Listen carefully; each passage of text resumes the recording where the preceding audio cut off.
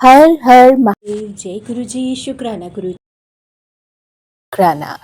आइए संगत जी, गुरु जी की कृपा से अगले अध्याय की तरफ चलते हैं, जिसमें आज हम जानेंगे कि काल या मृत्यु को जीतकर अमरत्व प्राप्त करने की 4 यौगिक साधनाएं। प्राणायाम, भ्रूमध्य में अग्नि का ध्यान, मुख से वायुपान तथा मुड़ी हुई जीभा द्वारा गले की घाटी का स्पर्श। पार्वती बोली, प्रभो यदि आप प्रसन्न हैं तो योगी योगाकाश जनित वायु पद को जिस प्रकार प्राप्त होता है वह सब मुझे बता दीजिए। भगवान शिव ने कहा कि सुंदरी, पहले मैंने योगियों के हित की कामनाओं से सब कुछ बताया था, जिसके अनुसार योगियों ने काल पर विजय प्राप्त कर ली थी। योगी जिस प्रकार वायु का स्वरूप धारण करता है उसके विषय में भी कहा गया है। इसलिए योग शक्ति के द्वारा मृत्यु दिवस को जानकर प्राणायाम में तत्पर हो जाए। ऐसा करने पर आधे मास में ही वह आए हुए काल को भी जीत सकता है। हृदय में स्थिर हुए प्राण वायु सदा अग्नि को उद्दीपित करने वाली होती है। उसे अग्नि का सहायक बताया जाता है। यह वायु बाहर और भीतर सर्वत्र व्याप्त और महान है। ज्ञान, विज्ञान और उत्साह सबकी प्रवृत्ति वायु से ही होती है। जिसने यहाँ वायु को जीत लिया उसने इस संपूर्ण विश्व, इस संपूर्ण जगत पर विजय पा ली। साधन को चाहिए कि वह जरा और मृत्यु को जीतने की इच्छा से सदा धारणा में स्थित रहे, क्योंकि योग परायण योगी को भली भांति धारणा और ध्यान में तत्पर रहना चाहिए। जैसे लोहार मुख से धौंकनी को फूंक कर उस वायु के द्वारा अपने सब कार्य को सिद्ध करता है, उसी प्रकार योगी को प्राणायाम का अभ्यास करते रहना चाहिए। प्राणायाम के समय जिनका ध्यान किया जाता है वे आराध्य देव परमेश्वर सहस्त्रों मस्तक, नेत्र, पैर और हाथों से युक्त हैं तथा समस्त ग्रंथियों को आवृत करके उनसे भी 10 उंगल आगे ही स्थित हैं। आदि में व्याहति और अंत में शिरो मंत्र सहित गायत्री का 3 बार जप करें और प्राण वायु को रोक लें। प्राणों के इस आयाम का नाम प्राणायाम है। चंद्रमा और सूर्य आदि ग्रह जाकर लौट आते हैं, परंतु प्राणायाम पूर्वक ध्यान परायण योगी जाने पर अचानक आज तक कभी नहीं लौटे, अर्थात मुक्त हो गए। देवी जो द्विज 100 वर्षों तक तपस्या करके कुशों के अग्रभाग से एक बूंद जल पीता है, वह जिस फल को पाता है वही ब्राह्मणों को एकमात्र धारणा अथवा प्राणायाम के द्वारा ही मिल जाता है। जो द्विज सवेरे उठकर एक प्राणायाम करता है वह अपने संपूर्ण पापों को शीघ्र ही नष्ट कर डालता है और ब्रह्म लोक को जीत लेता है। जो आलस से रहित हो सदा एकांत में प्राणायाम करता है वह जरा और मृत्यु को भी जीतकर वायु के समान गतिशील हो आकाश में विचरता है। वह सिद्धों के स्वरूप कांति, मेघा, पराक्रम और शौर्य को भी प्राप्त कर लेता है। उसकी गति वायु के समान हो जाती है तथा उसे स्पृहणीय सौख्य एवं परम सुख की प्राप्ति भी होती है। देवेश्वरी, योगी जिस प्रकार वायु सिद्धि प्राप्त करता है वह सब विधान मैंने बता दिए। अब तेज से जिस तरह वह सिद्धि लाभ होता है उसे भी बतलाता हूँ।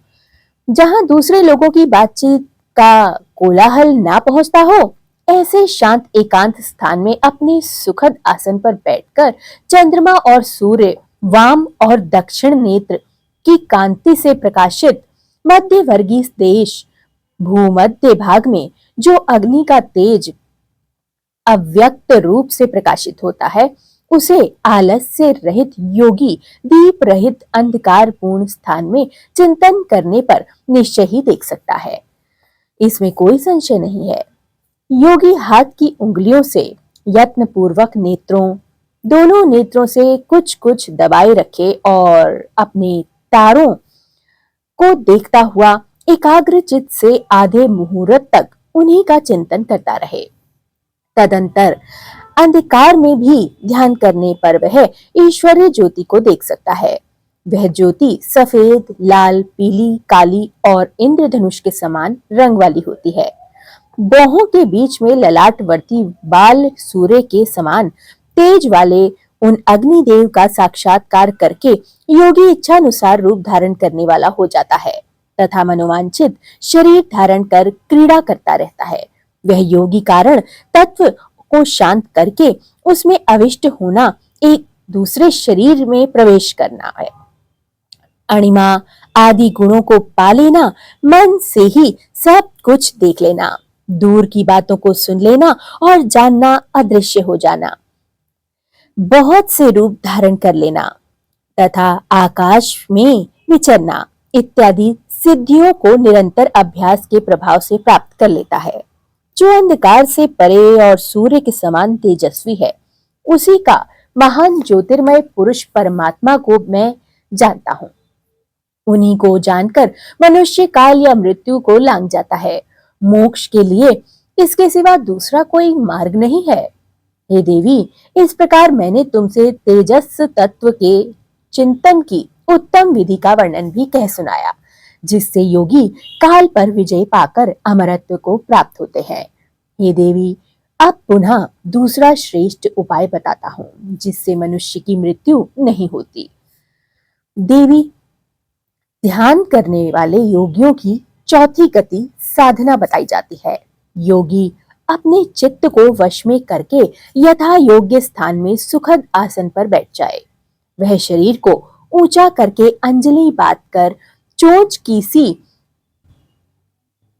आकृति वाले मुख के द्वारा धीरे धीरे वायु का पान करे।